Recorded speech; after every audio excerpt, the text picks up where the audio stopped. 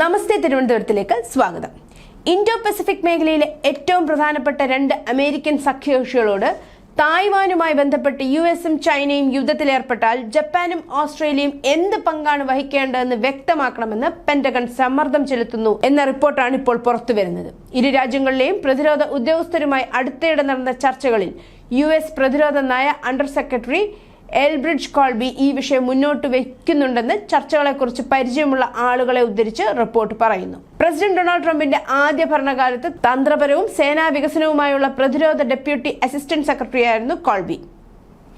US സൈന്യം ചൈനയുമായുള്ള മത്സരത്തിന് മുൻഗണന നൽകണമെന്നും മിഡിൽ ഈസ്റ്റിൽ നിന്നും യൂറോപ്പിൽ നിന്നും ശ്രദ്ധ മാറ്റണമെന്നും വാദിക്കുന്നതിലൂടെ കോൾബി അറിയപ്പെട്ടിരുന്നു. പ്രതിരോധം പുനഃസ്ഥാപിക്കുന്നതിനും ശക്തിയിലൂടെ സമാധാനം കൈവരിക്കുന്നതിനുമുള്ള പ്രസിഡന്റിന്റെ അമേരിക്ക ആദ്യം എന്ന സാമാന്യ അജണ്ട നടപ്പിലാക്കുന്നതിലാണ് പ്രതിരോധ വകുപ്പ് ശ്രദ്ധ കേന്ദ്രീകരിക്കുന്നതെന്ന് കോൾബി ഒരു എക്സ് പോസ്റ്റിൽ പറഞ്ഞു. അതിൽ സഖ്യകക്ഷികൾ അവരുടെ പ്രതിരോധ ചെലവുകളും നമ്മുടെ കൂട്ടായ പ്രതിരോധവുമായി ബന്ധപ്പെട്ട മറ്റ് ശ്രമങ്ങളും വർദ്ധിപ്പിക്കാൻ പ്രേരിപ്പിക്കുന്നതും ഉൾപ്പെടുന്നു.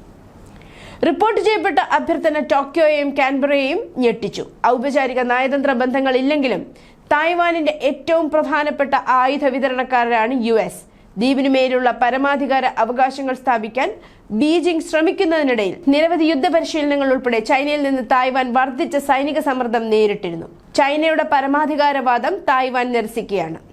സഖ്യകക്ഷികളുമായുള്ള ചർച്ചകളുടെ അനിമേറ്റഡ് പ്രമേയം സമതുലിതവും നീതിയുക്തവുമായ രീതിയിൽ പ്രതിരോധം ശക്തിപ്പെടുത്തുന്നതിനുള്ള ശ്രമങ്ങൾ തീവ്രമാക്കുകയും ത്വരിതപ്പെടുത്തുകയും ചെയ്യുക എന്നതാണെന്ന് ഒരു യുഎസ് പ്രതിരോധ ഉദ്യോഗസ്ഥൻ പറഞ്ഞു.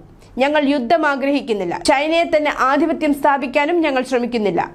നയതന്ത്രത്തിന് ഉറപ്പ് നൽകാനും സമാധാനം ഉറപ്പാക്കാനുമുള്ള സൈനിക ശക്തി അമേരിക്കയ്ക്കും സഖ്യകക്ഷികൾക്കും ഉണ്ടെന്ന് ഉറപ്പാക്കുകയാണ് ഞങ്ങൾ ചെയ്യുന്നത് എന്ന് യുഎസ് ഉദ്യോഗസ്ഥൻ കൂട്ടിച്ചേർത്തു.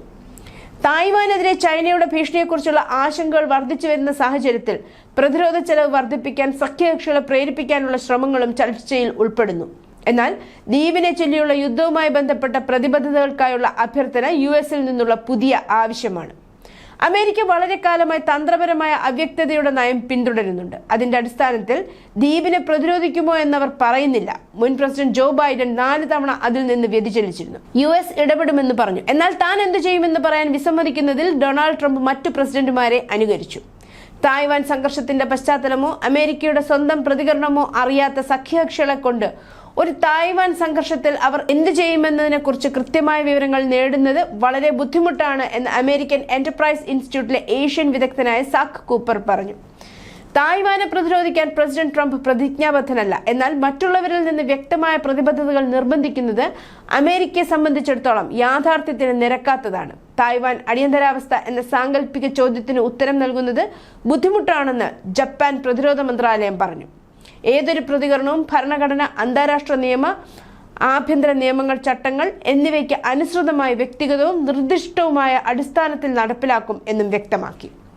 ഓസ്ട്രേലിയൻ പ്രതിരോധ വ്യവസായ മന്ത്രി പാറ്റ് കോൺറോയ് ഞായറാഴ്ച ഏതെങ്കിലും സംഘടനത്തിൽ പങ്കെടുക്കാൻ ഓസ്ട്രേലിയൻ സൈന്യത്തെ അയക്കുമെന്ന് മുൻകൂട്ടി പ്രതിജ്ഞയെടുക്കാൻ വിസമ്മതിച്ചു. അങ്ങനെ ചെയ്യണോ വേണ്ടയോ എന്ന തീരുമാനം അന്നത്തെ സർക്കാരാണ് എടുക്കേണ്ടതും എന്നും പറഞ്ഞു.